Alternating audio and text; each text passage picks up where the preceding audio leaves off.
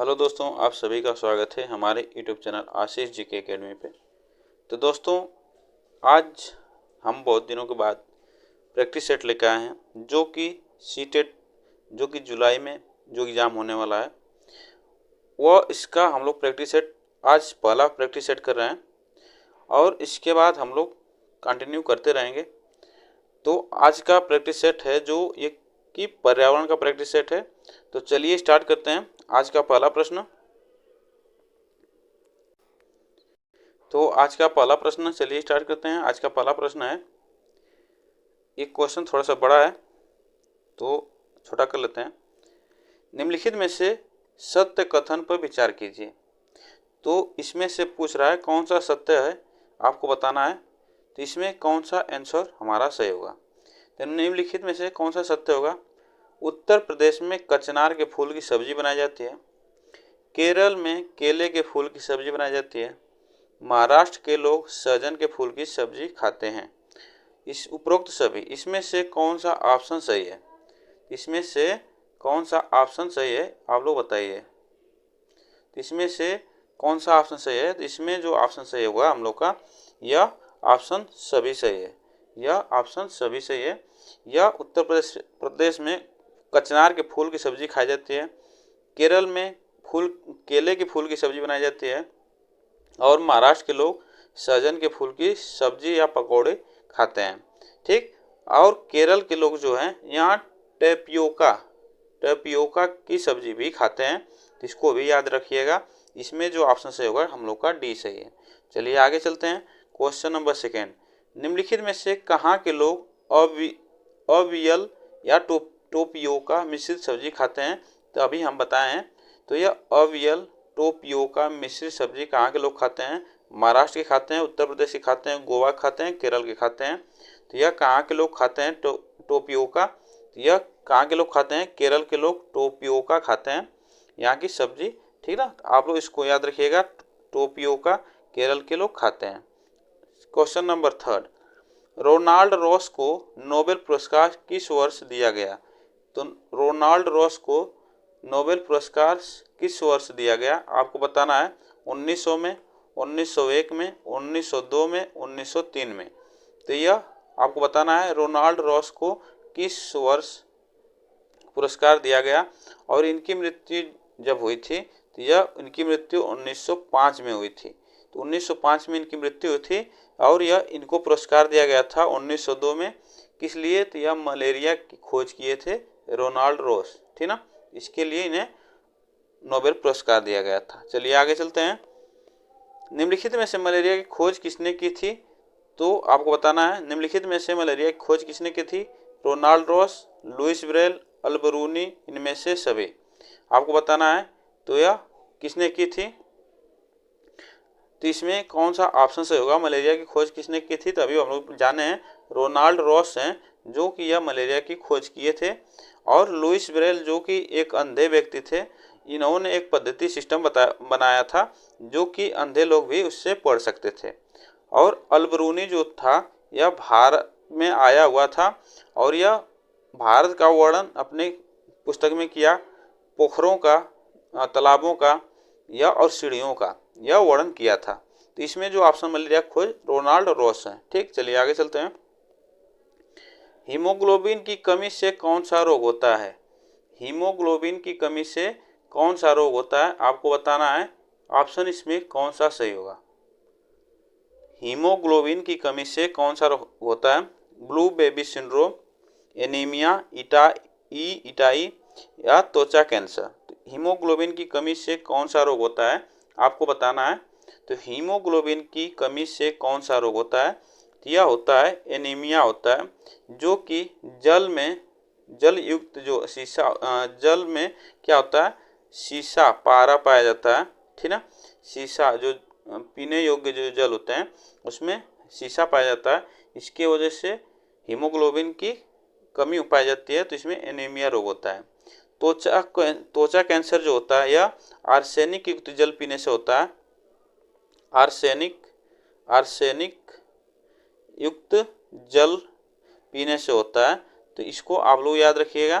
ठीक ना, ईटाई जो रोग होता है कैडमियम युक्त जल से होता है, जो जल में कैडमियम की मात्रा अधिक होती है तो उससे ईटाई रोग होता है। चलिए आगे चलते हैं। इसमें जो ऑप्शन सही है हम लोग का बी ऑप्शन सही है। आर्सेनिक युक्त जल से कौन सा रोग होता है, अभी हम बताएं। आर्सेनिक युक्त जल से कौन सा रोग होता है? ईटाई, त्वचा कैंसर, एनीमिया, मलेरिया। आपको बताना है मलेरिया किसके काटने से होता है? मच्छर के काटने से होता है, ठीक ना, मच्छर के काटने से होता है। इसको आप लोग याद रखिएगा। जो कि मच्छर का क्या होता है, प्लाज्मोडियम परजीवी जो होता है वह ब्लड में चला जाता है, इसके वजह से मलेरिया होता है। और आपको बताना आर्सेनिक युक्त जल क्या होता है, तो यह त्वचा कैंसर होता है। क्या होता है? आर्सेनिक युक्त जल पीने से त्वचा कैंसर होता है। ऑप्शन इसमें हम लोग का बी सही है। चलिए आगे चलते हैं। निम्नलिखित में से स्वच्छता दिवस कब मनाया जाता है? स्वच्छता दिवस कब मनाया जाता है आपको बताना है। इसमें से कौन सा ऑप्शन सही होगा? 2 अक्टूबर को, 5 जून को, 22 मार्च को, 22 अप्रैल को। इसमें स्वच्छता दिवस कब मनाया जाता है आपको बताना है। इसमें से कौन सा ऑप्शन सही होगा? तो देखिए जो स्वच्छता दिवस होता है यह 2 अक्टूबर को मनाया जाता है, ठीक ना। गांधी जी के 150वीं जयंती पे, गांधी जी के 150वीं जयंती पर 2010 में इससे स्वच्छता दिवस बनाने का घोषणा हुआ था कि 2 अक्टूबर को स्वच्छता दिवस मनाया जाएगा और यह 150वीं जयंती पे गांधी जी के हुआ था। तो आप लोग इसको याद रखिएगा। ऑप्शन इसमें हम लोग का फर्स्ट सही है। अब 5 जून को क्या होता है? पर्यावरण दिवस मनाया जाता है, पर्यावरण दिवस मनाया जाता है, ठीक। चलिए आगे चलते हैं। क्वेश्चन नंबर 8, निम्नलिखित में से दड़की माई का संबंध किससे है? दड़की माई का संबंध किससे है? जल संरक्षण से, पशुपालन से, दुग्ध व्यापार से, उपरोक्त में से सभी। आपको बताना है। तो दड़की माई का संबंध किससे है आपको बताना है।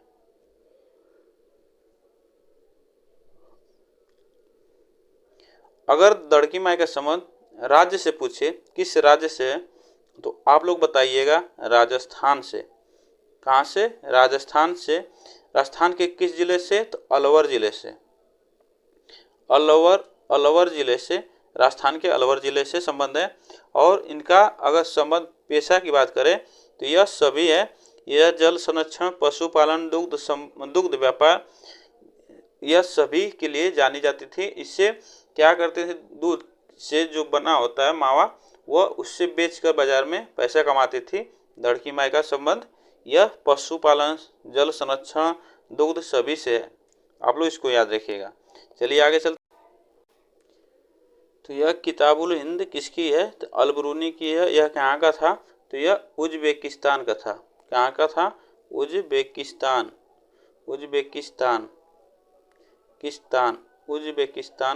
का रहने वाला था।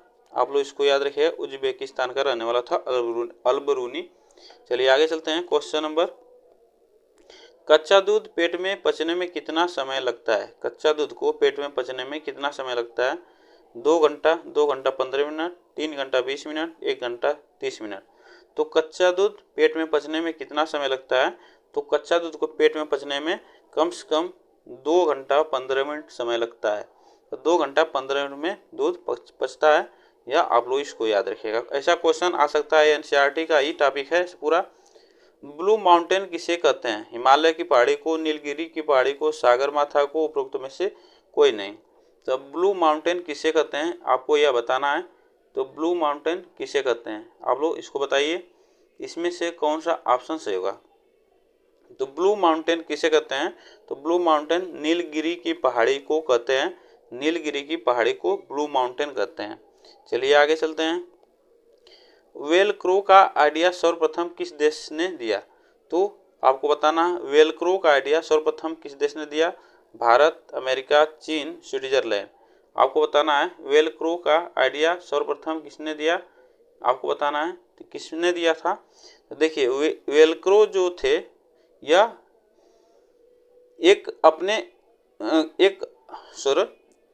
वेलक्रो जो थे यह सुबह के टाइम अपने कुत्ते को टहलाने के लिए ले जाते हैं।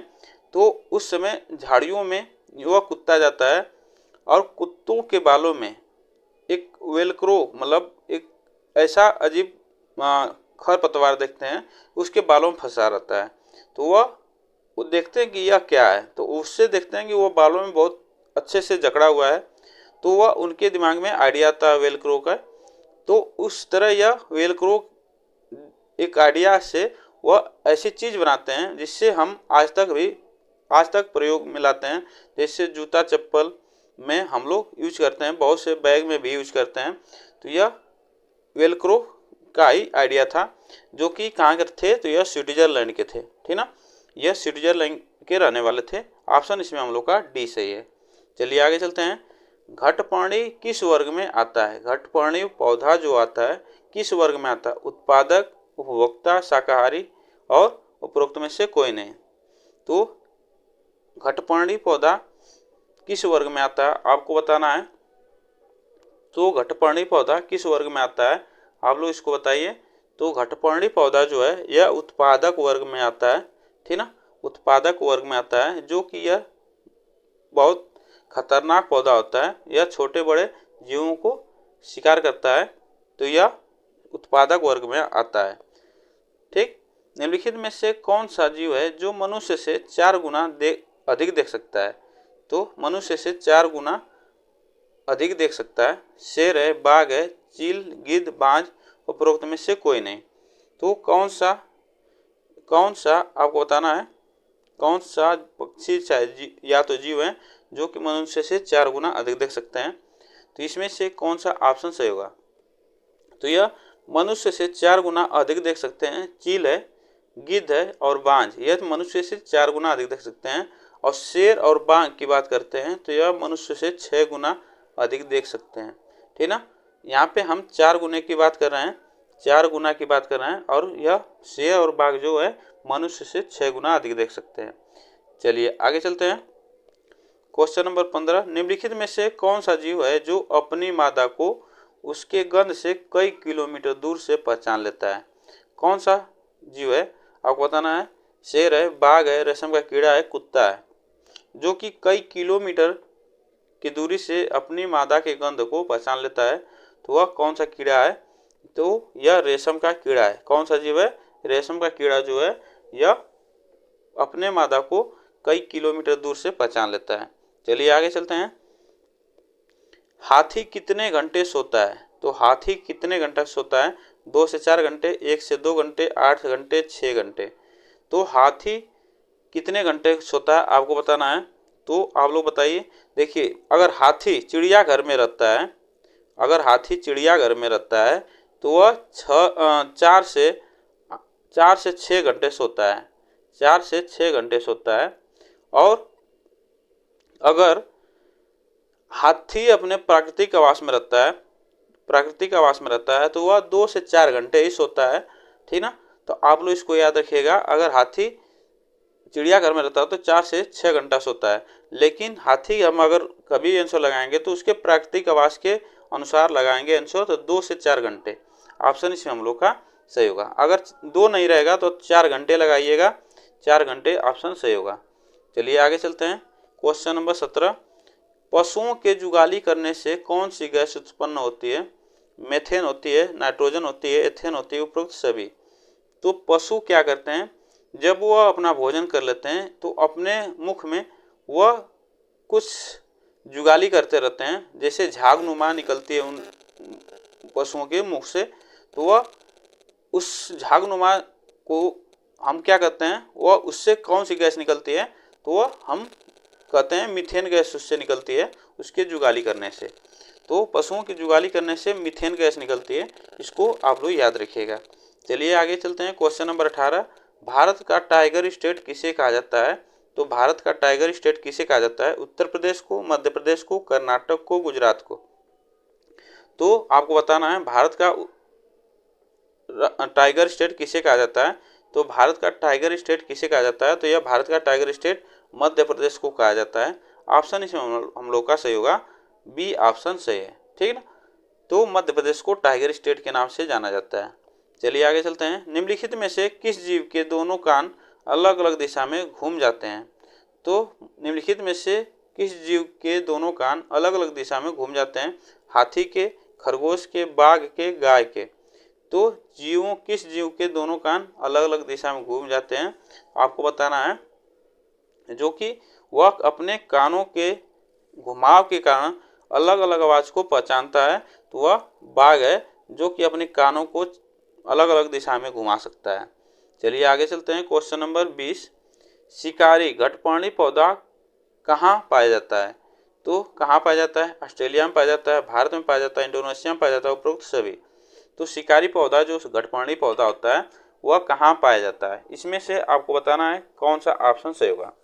तो यह कहाँ पाए जाते हैं शिकारी पौधा? तो यह पाए जाते हैं ऑस्ट्रेलिया में पाए जाते हैं, भारत में भी पाए जाते हैं, मेघालय में, और इंडोनेशिया में भी पाए जाते हैं, उपरोक्त सभी। इसमें हम लोग का ऑप्शन सही, डी ऑप्शन सही होगा।